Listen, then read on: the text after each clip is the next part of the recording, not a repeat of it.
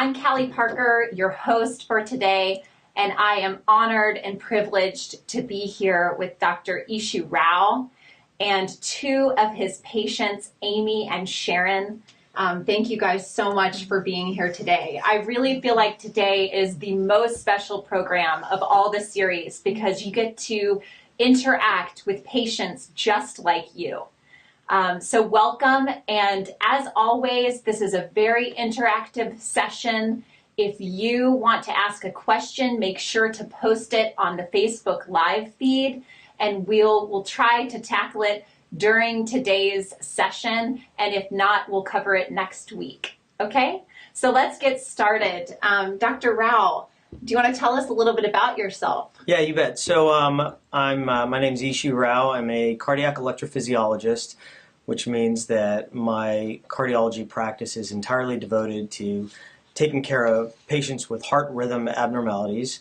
I went to medical school at Jefferson Medical College in Philadelphia, did my residency at the Baylor Medical College in Houston, did my fellowships in cardiology and electrophysiology at Harbor, UCLA, and the Hospital of the Good Samaritan in Los Angeles. I practiced in Texas for a few years, and I've been here for about 11 years. Great, great. And today, we're also going to explore Amy and Sharon's journey through the symptoms, the diagnosis, treatment, and advice that Dr. Rao has given. Sharon, do you want to introduce yourself? I'm Sharon, and I'm 65 years old. I live in Ojai, California, and I've had AFib I was diagnosed with AFib 10 years ago, and I take medications to keep it under control. Great, great. And Amy? Thank you. Hi, I'm Amy Callahan, and I am about to turn 42, and I was diagnosed with, and I live here, in Ventura, California, but I was diagnosed with AFib 2 years ago, but honestly, I think I've had it since I was 16 or even earlier. Okay, great.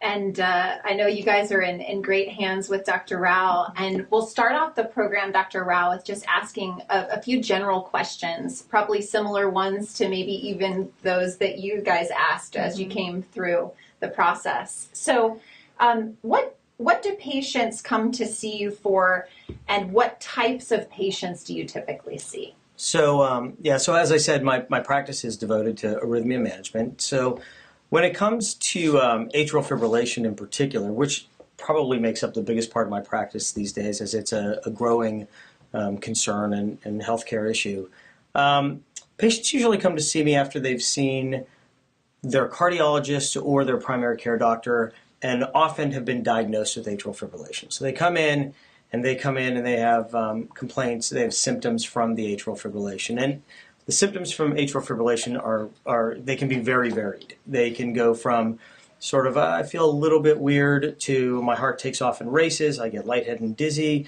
I have no energy, I'm fatigued, and then often they end up on medications and then they have side effects from those medications. So they come to see me for solutions to the atrial fibrillation that weren't previously available to them from their other doctors. Okay.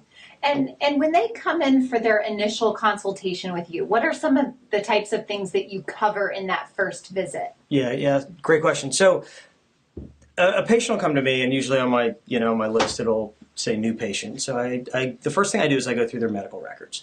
Whatever medical records have been furnished to me. Sometimes they've seen one of my partners, so we have it all in our system. Sometimes they come from a different cardiologist or a different doctor, so we get the records. Look through all those records, try to figure out what's happened with that patient. We're going to talk to Amy and Sharon, and they have two very different stories of their atrial fibrillation, and patients invariably have different stories. So try to figure out what their story is. When did it start? How does it manifest itself? What kind of symptoms do they have? And then we go in and I'll talk to them, and I'll try to, even though I get a lot of that from the records, the first thing I ask the patient is, how are you? And tell me your AFib story. And then, because you want to hear it from them. You want to know the symptoms that they're having, and you want to know how serious it is to them. What is their interpretation of it? So we'll talk about that. The first thing is to get the information from them, figure out what it means to them and what they've been told about it, what they understand about it. I'll examine them, and then we'll talk about atrial fibrillation and how it occurs, what we know, that what can potentially trigger it, what can cause it, how we can manage it, and then we can talk about treatments in particular that I can offer, which are in many cases ablation therapy. Okay.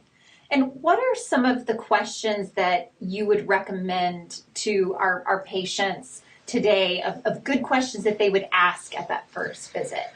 I think there's so many different things, and everyone's going to have different questions, different concerns.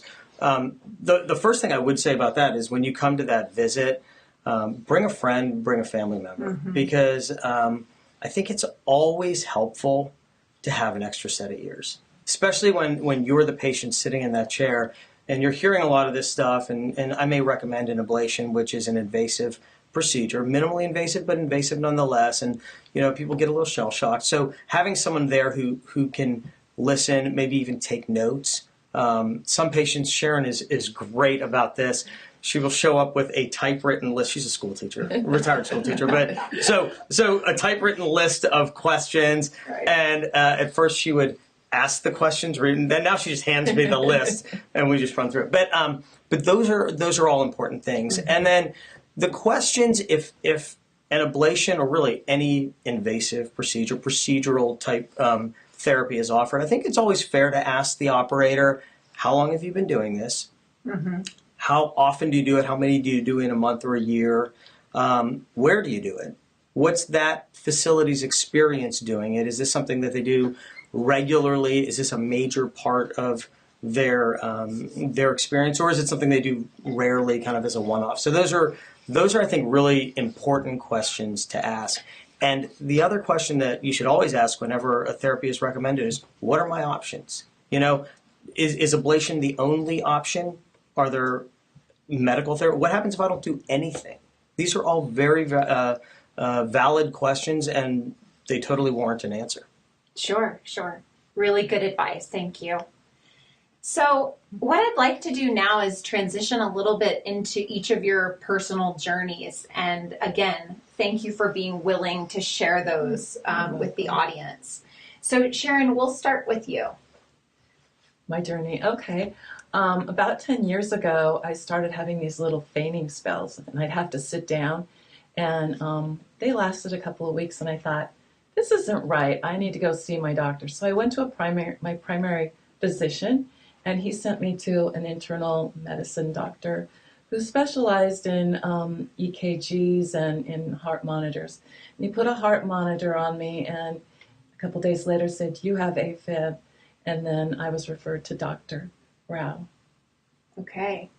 So it was very good that primary care physician listened and acted accordingly. I was really scared having those fainting spells. I really had to lay down, otherwise I would be out. So. And how long were you on the monitor? For 2 days. Okay. All right. And then what happened next? I went to see Dr. Rao, and he did a whole test on me and checked it out. And I talked to him for a long time about what I should do, and we decided to go with medication. So I started taking medication at that point. Okay. And did you have a similar first visit to what Dr. Rao was describing? You came prepared with that list of questions. And with my husband. Yes. Yeah, and you had a great support system, it sounds like. I did, yes. Okay. I really did. Okay, great. So when you have your AFib, and it sounds like the drug therapy is doing very well for you. Yes. What did it feel like when you were experiencing, I know you said you had the fainting spell. Anything else? Well, I realized later that whenever I have a hot flash, I was going into AFib, and also when I was stressed out or anxious, then I was having AFib as well. Those two things really triggered it. Sure. And I imagine being a school teacher, that triggers it too. Yes, lots of stress. Yes, absolutely. Great. Okay. And then Dr. Rao, what treatment options? It sounds like you went directly to drug therapy for Sharon. You want to explain a little bit about how you came to that decision? Yeah. So when you're looking at treatment options for atrial fibrillation, one of the first considerations is how often does the AFib occur. Mm-hmm. So if you're having AFib episodes every 5 years, when you go to a wedding and you hit the open bar really hard, that's a different scenario than what Sharon was having. She was having regular episodes of getting lightheaded and dizzy. That's, number one, a serious complaint, and number two, it was regular.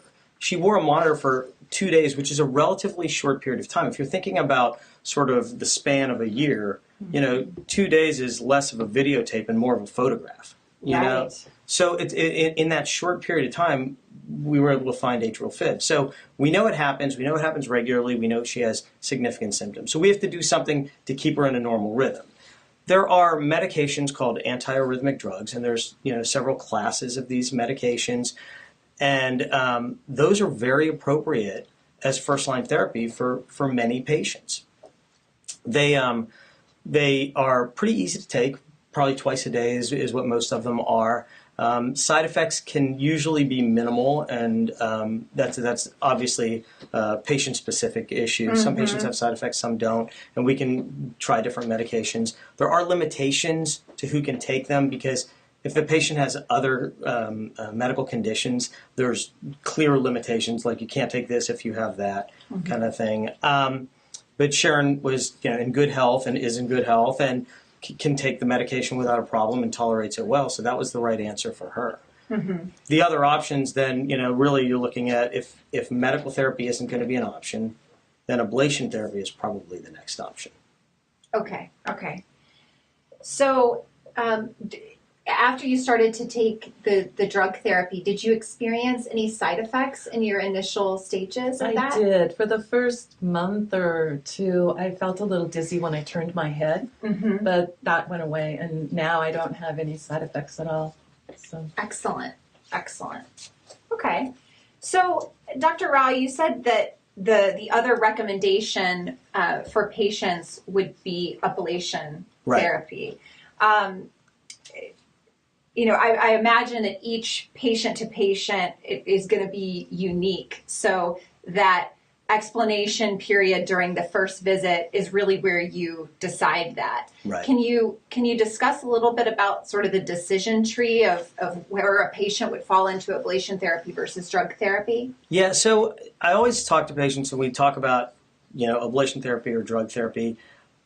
Quite often, by the time they arrive to me, they've failed drug therapy. So maybe their cardiologist has put them on medications, they've taken the medications, they either have intolerable side effects, or it was working for a period of time, now it stops working. Mm-hmm. And at that point, they come to me. So the decision tree is really, patients are obviously very different, and some patients really just don't want to take medications, and some would prefer to take medications and put off the procedure if possible. And that's totally, one isn't better than the other. It just has to be patient specific. Mm-hmm. So if the patient comes in, they're like, they haven't been on anything, we'll usually try medical therapy. And if that works, great.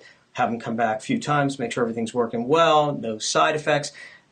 If they break through, if their AFib breaks through that medication, then we have to start thinking about it in a different way. Okay. And then you can go from medication to medication. There's a few different types, but typically once you've failed one, you're probably not going to respond any better to a different one.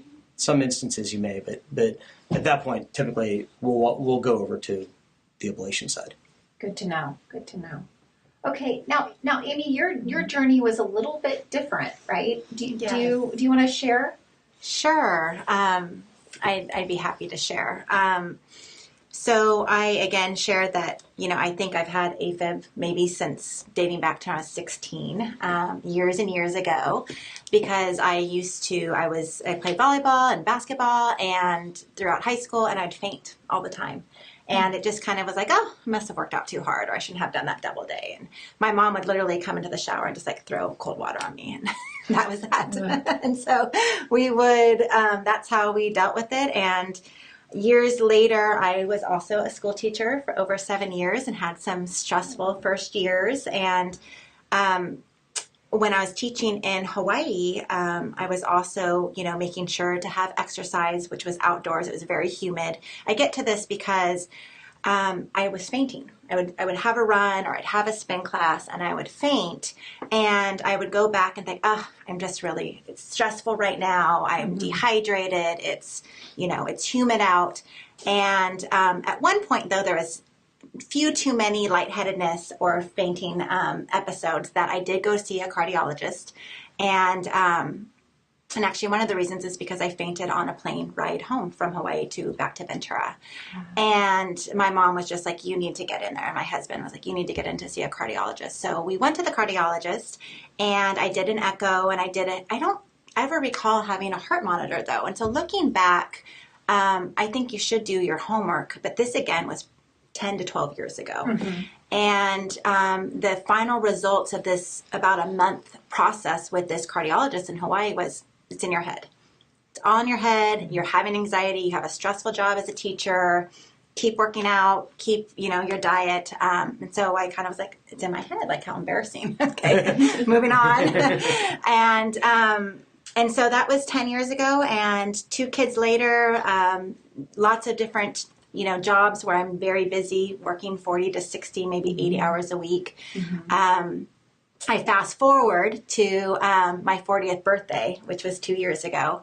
And I had been working out at a new place here in Ventura called the Fit Zone, just like kind of an Orange Theory, where they monitor your heart rate, which I've never done. I've never really looked at what my heart rate should be. Right. And what we noticed there, the owner, and I still to this day, Molly Hill, I attribute her being my saving angel, because for about 3 months and maybe even longer, she would be saying, is that your resting heart rate? Are you sure? Because what would happen is I would barely do a jog and my heart rate was skyrocketing to 200, 220. And so just kind of like back in the days of being in, high school, I'd sit at the end of my treadmill, I'd rest a little bit, and then I get right back on the treadmill. Like, I'm not going hard enough. I'm not, this is kind of, mind over matter was always my thought. And she finally was like, I think you need to see a doctor. And she probably had to say it 3 or 4 times. And finally, for my work, I had to go in to get an annual appointment to get like $50 off or something. Something silly. Get health points. And I was kind of annoyed that I had to do it. And I was like, I have 20 minutes to get in there, get out there. I'm healthy. So I get in there and I said, my only thing is I just had a workout earlier this morning. It's 4:00 and my heart rate is still beating. So he immediately put me on an EKG. And because I said, it must be anxiety. I don't know. He's like, nope, let's go. So good for my doctor, Dr. Bandman, for being so vigilant, because right there in the office, he caught it. Wow. And this is also a primary. This is my primary, yes. Okay. So I'm so blessed for him that when I finally did take the time to go in, because I would have skipped that appointment too, if I didn't have that $50 off a month or whatever it was. So Thank goodness for coupons. Yeah. Thank goodness. I'm the coupon lady. So Dr. Bandman brought in the EKG and he captured it and he looked at me and said, you have to see a cardiologist tomorrow. Like, I am going to go and call cardiologists that we know and you need to go in there. And he kind of started explaining the ablation. And I was like, this is kind of crazy. I need to get out of here. I have a family literacy night to do. Like, I need to get going. So I jump in my car and I go do my family literacy night with my heart monitor on and kind of continue my day, right? Still not totally registering that I need to pause and look at this. Go to my appointment the next day, because they did, sure enough, got me in. And I didn't take anyone with me. Because again, I'm like, this was just a recommendation. It's going to be fine. They're going to go in there and see this is nothing. And I left that appointment with an ablation scheduled 2 weeks later. So then life got really real. Yeah. On that elevator ride down. And I wouldn't say tears or anything, but it was like, okay, I need to pause. I need to clear my calendar. I need to bring in my support team, my husband, my mom, my best friend who's also a doctor, my sister, and start researching this. Mm-hmm. What does this mean? Mm-hmm. And so I had my ablation, and it didn't go well. I always laugh because it was the day of the election. So I say that my heart couldn't tolerate it, and so it was going through AFib. But I did have the ablation, and months after I was still having symptoms. I was on a beta blocker, I was on a blood thinner, but I was still having symptoms. I had some fun vacations, which included some alcohol and some other things, not other things, but like I included some alcohol. So there, I wasn't being the best with my habits as far as dietary and exercise and drinking. Yeah. And so I went to Dr. Rao because I also got to a point where it was like, I need to have the best of the best. And so many of my friends and colleagues had recommended Dr. Rao. Mm-hmm. And it was just kind of like, okay, getting out, how do I get in to get an appointment? And luckily, I have a good friend that was his right-hand office assistant in person, who's amazing, Rochelle, and then also know some other doctors. So we got in and had an appointment with him, and it became very clear that I need to have another ablation. Mm-hmm. And that I was not happy about that, but it was kind of one of those things that you need to be vigilant and keep going. And I don't want to be on I was 40, just turned 40. I didn't want to be on medication for the rest of my life. I wanted my life back. I wanted a new lease on life. And so we had the ablation, and it was awesome. My recovery compared to the first one was drastically different, and it was a few days. And I haven't had symptoms since. Thank you. A year and a half later, I'm back to fit zone, working out, but monitoring my heart rate and kind of listening to my heart and listening to some of those symptoms. But I want to say to patients, not overdoing it. So I don't sit there and have, the fit. I don't do any of that piece. But I do. I am happy I had the second one. You're happy you had the second ablation. I'm happy I had the second ablation. Mm-hmm. Yeah, and I'm happy I went through with it, and I'm recovered, and life can go on. Yeah. One of the things that we were talking about earlier when I had some time to spend with Sharon and Amy is just the importance to listen to your body. I think we underestimate that it's telling us something, and it sounds like, at least in your journey, that your body was trying to tell you something many times very early on. You necessarily weren't listening, and thank goodness for both of the primary care physicians and their diligence to have you both on the monitor that would catch it. And we spoke a lot about this last week in our previous program, about even some of the newer devices that are available that can capture some of that rapid heartbeat, and even just teaching patients how to take their own pulse. It was something that we weren't familiar with. So that's great. And I'm so glad that you decided to get the second ablation, and it sounds like the partnership is going well. Yeah, great. One thing about monitors, actually, it's a great point, is that there's different varieties of monitors. There's some that are shorter term, that are 24, 48 hours, some that are sort of medium term, and some that are longer term. And atrial fib can be very sporadic. You may have clusters of AFib several times in a week and then not have it for a couple of months. So if a monitor comes back negative, but you didn't have symptoms, or it's worth repeating them sometimes. Because AFib is something that it's not there all the time for most people, and you kind of have to be pretty diligent about trying to diagnose it. And it also sounds like you were sort of acclimating to each situation each time, Amy, like pushing yourself even harder and harder. That's it's kind of my mentality a little bit, which was not good. And I don't do that anymore. I really do things with moderation. But yes, I think that's good about the heart monitor, because I would like to say this to patients too, is in between the first and the second, we were trying to see how often this was happening. And, they were advising different types of monitors. And I was pretty diligent of the type I wanted, and it not being covered in insurance, this whole thing. And because having a monitor on, I think I probably had it 2 weeks times 2, so over a month. It can be, cumbersome, and you don't want people to ask questions and kind of bring up this whole story in front of my kids. I had young kids, and I don't want them hearing the story or what's going on with mom. So anyways, I just say also kind of be diligent of the type, because there's ones that you can actually wear that you can shower, and was much easier than some of the other kind of clunky ones. And also to be private. I just, I wanted to have my privacy as well. Good to know. Did you have a similar experience of being able to choose, or No, 10 years ago, they were really clunky monitors, and had to use the phone and call in. But this last time, I had a really nice one like you, the private kind of one, and it worked out really well. Great. Nice upgrade on monitors. Sure.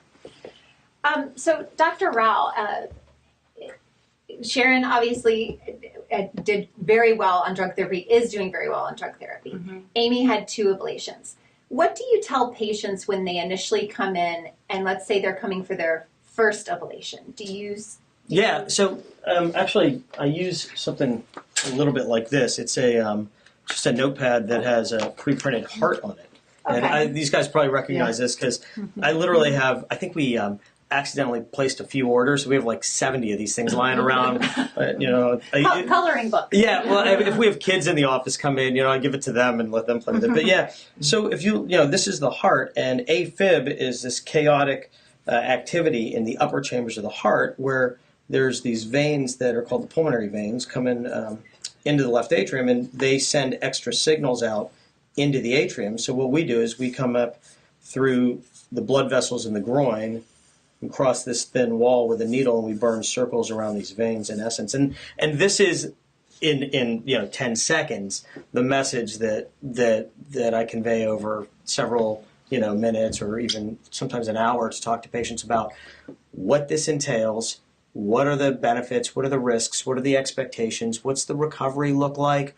All of those kind of things. But this is it in a nutshell. And I think that it is always helpful for patients to have something that they can kind of take home with them, show their family, do some research, and then come back, call me up, and ask me questions even. But yeah, so what I'll do is I'll say, this is.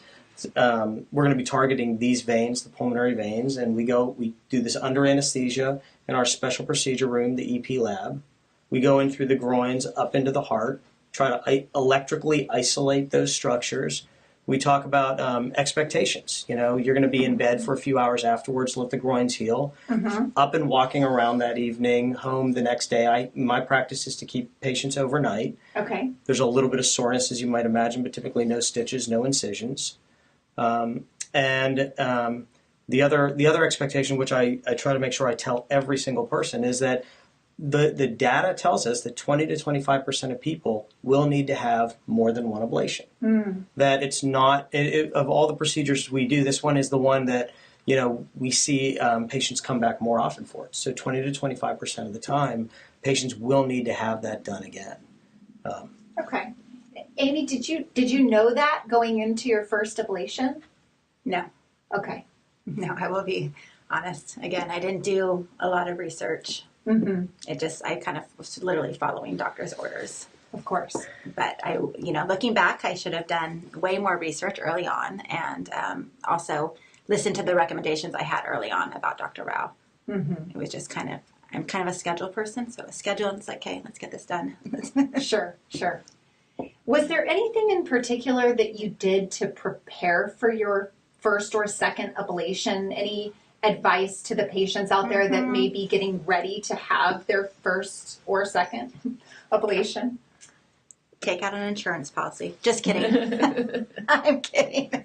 I'm have a sense of humor, right? You got to do that. I'm kidding. I think surround yourself with, talk about it, I think is a big piece. And engage your family. But also look at some of those dietary pieces. So I did look at, how much water I was drinking, how much alcohol. Caffeine is out. I don't drink caffeine anymore. And I was drink coffee all the time. So those are some of the things that I prepared. Also, my best friend is a doctor, and so I was asking her a lot of questions. And with Dr. Rao's ablation, I was able to come in with all my questions along with my entourage that came into the appointment to ask all their questions. And so he was very patient, but I think that, this is a big investment of your time. It's your health, and a doctor that's willing to listen, because this isn't something we go through every day. I think that's very important that you select not only the best of the best, but also someone who's willing to kind of have that bedside manner in a sense that's willing to listen to you and address all of your questions.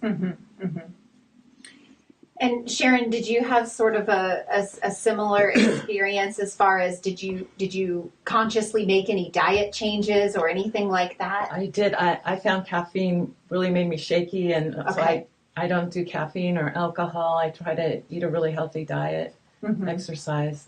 I really do. Okay, and you've found that It's helpful. super helpful. Okay, great. And Amy, one last question about the procedure. What was it like after waking up from the procedure? So the second one? So the first one was not a great experience. First or second? Okay, Yeah. so the first one, I'll just be honest, like I thought I was going to be back to work the next day, and I wasn't. I was really not feeling well for probably a week. Okay. And in my head, that was really upsetting because I thought, what's wrong with me again that I can't just pop out of this? But the second one, I was, basically had an overnight in the hospital, and the next day I was feeling great. But I took the extra week just in case, but it was great. I felt much better, and I think we had a few medications, a blood thinner and a beta blocker afterwards, but I quickly weaned off those, which was my end goal, is to be drug-free and to be back onto my regular routine of exercise and other things very quickly. I think that is the goal of almost every patient that I've been listening to out there. So that is great to hear that both of you have achieved that. That's awesome. So Dr. Rao, one last question about the procedure itself. So we talked about the potential risks a little bit. Yeah. Can you take us through some of those so that So this is one of the hardest parts of the initial conversation with the patients, because every patient has every right to know exactly what they're getting into. They need to know what the alternatives are, what the options are, what the benefits are, but what the risks are. And the risks of an ablation sound horrifying if you really sit there and spell them out and listen to them. But it's all about context, right? So the risks include, we go in the artery or in the veins, damaging the blood vessels. We have to cross from the right side of the heart to the left. There's a risk of puncturing the heart. There's a risk of heart attack, stroke. There is a risk of death, albeit very, very small. We're talking about an overall complication rate of less than 2 to 4%. Most patients have an experience like Amy had with the ablation we did, where you spend one night in the hospital, you go home.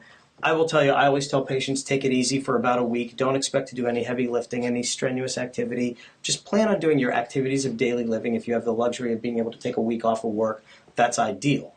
But when it comes to those risks exist, and we talk about them because they have happened, in the course of doing, physicians doing thousands and thousands of ablations over the last, 20 years or whatever it is. But good point. And I'd like to share, I have a wonderful boss, so Randy, if you're out there, and I took a month off.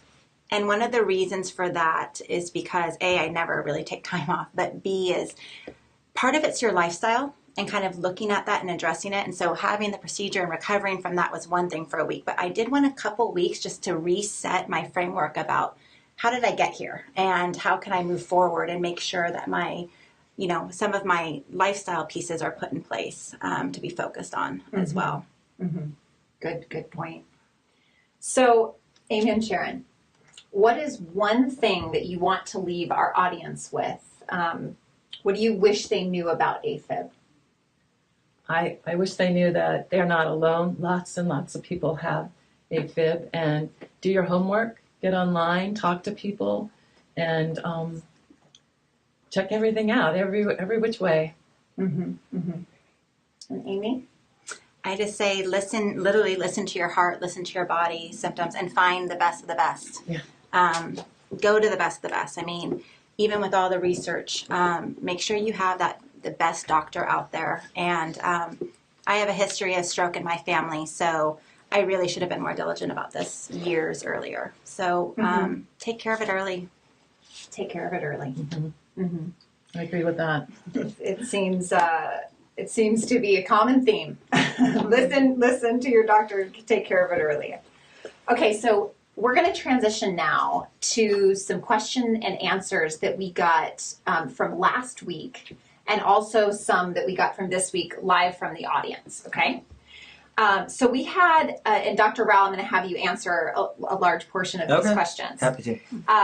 So we had a question from an anonymous viewer regarding meds. His cardiologist prescribed him a blood thinner and a beta blocker.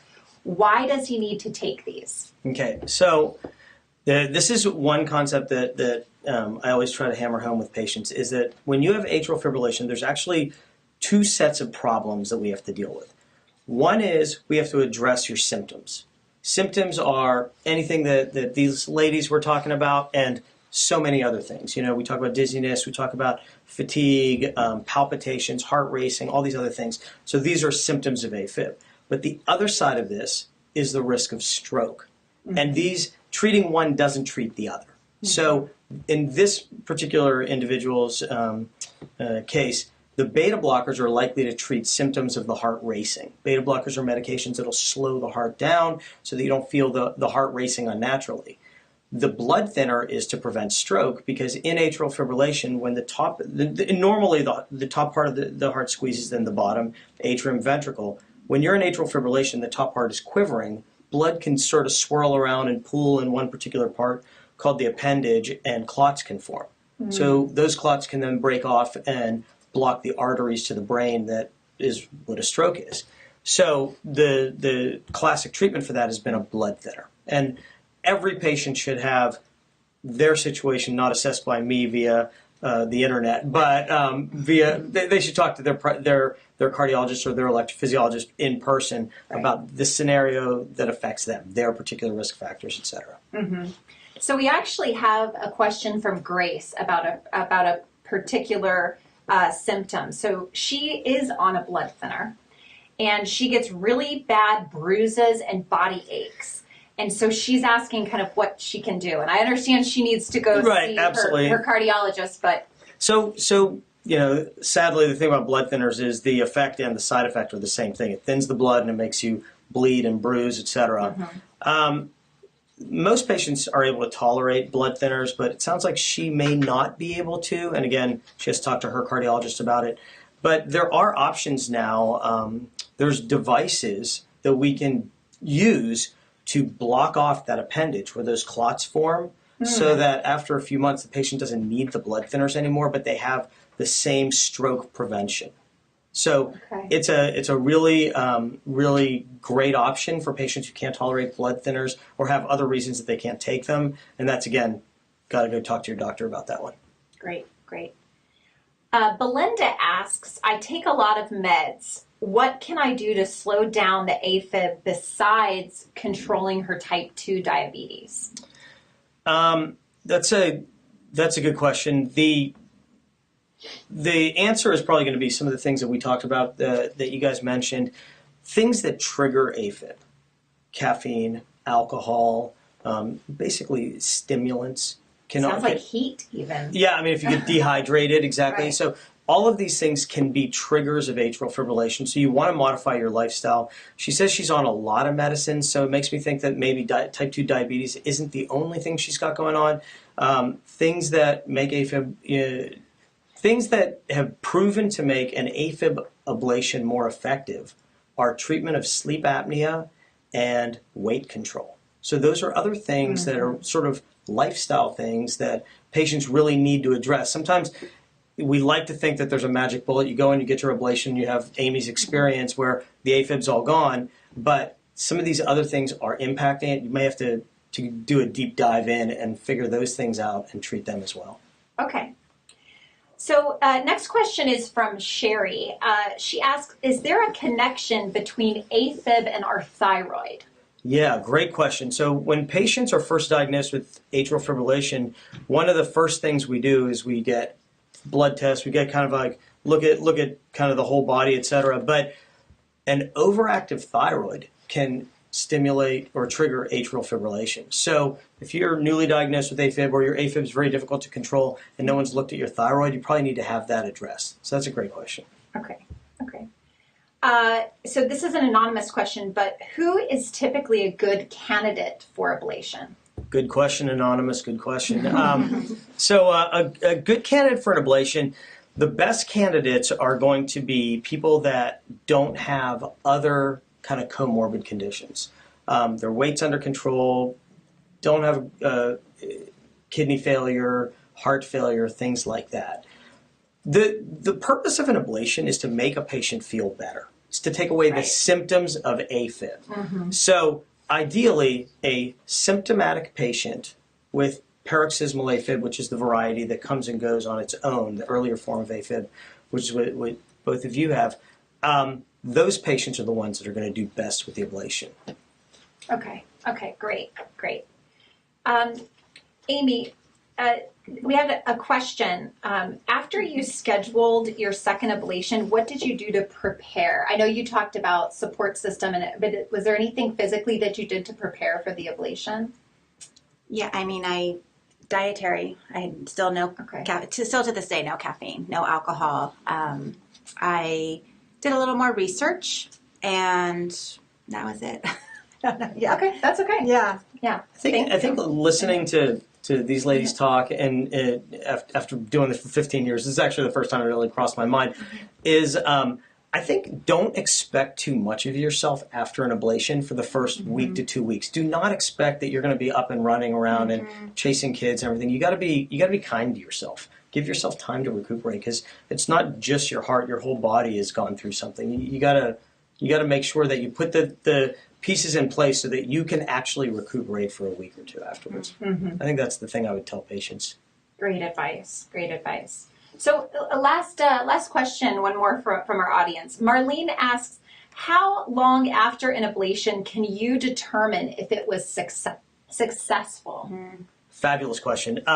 There is a period of time in the first 90 days after an ablation where we don't judge success or failure, because everywhere we burn is raw and irritated and can actually trigger more AFib. Doesn't happen in most patients, happens in a minority of patients that they may have more AFib in the immediate aftermath of their ablation, but we don't assess success or failure for 90 days. So for that first 90 days, you have AFib, you don't have AFib, doesn't predict success or failure long term. It's after that we can make assessments. Okay. And during that period of time, if a patient is having breakthroughs or symptoms, can they consider that a failed ablation, or is it too soon to tell? It is too soon to tell. What we'll typically do is put them on some medication. If it's really a problem, we'll put them on some medication to try to control the AFib just for that period of time. Let those lesions heal. When the scar tissue forms and it starts blocking the electrical connections that were triggering the AFib, that's when we can determine that this was successful or not. So for the first 90 days, most often we ride it out. Often we'll put you on medications to try to suppress the AFib. Stop it after 90 days, see how you do. Okay. And Dr. Rao, I'll ask you the same question as I did with Sharon and Amy. Any last parting words that you'd like our patients to know? I think one thing is, if you have AFib and you're being treated by your primary care doctor or your cardiologist, I think it is always worthwhile to have a conversation with an electrophysiologist, because I think that the scope of the electrophysiologist's understanding of AFib may be a little bit greater. They may have a little bit more insight into your AFib, and truthfully, the sooner you can treat AFib, the better off you'll be, because the longer lasting it is, then the harder it is to get successful outcomes. Agreed. Yeah, like we heard today, AFib has different symptoms and treatment options. So make sure that you talk to your doctor and choose the right option for you, because everyone's journey is different, as we heard with Amy and Sharon today and many others. Remember, it's the most common type of heart arrhythmia. So you're not alone, as Sharon pointed out. There's many people to talk to, great support groups, and Get Smart About AFib is one of those resources that we highly recommend that you spend some time on that website. With that, I really want to thank Dr. Rao, Amy, and Sharon. It was so great to be here with you guys today, and I know that our patients got a lot out of this episode. So thank you. We appreciate you being with us. Don't forget, next week on Monday, the 17th at 11 a.m., we are going to be with Dr. Stephen Kang up in Northern California. He's a cardiac electrophysiologist, and he's going to provide an in-depth review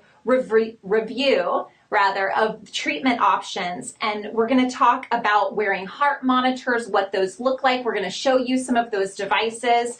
And we're even going to show you some of the catheter samples, like Dr. Rao talked about the procedure itself and how the catheters enter the body. You're going to get to see some of those catheters. So tune in with us and don't miss it. What we want you to do is still filter us all of those questions that you did today. We'll get to them, we'll answer them. So keep them coming. And thanks again to all of you. Have a great day.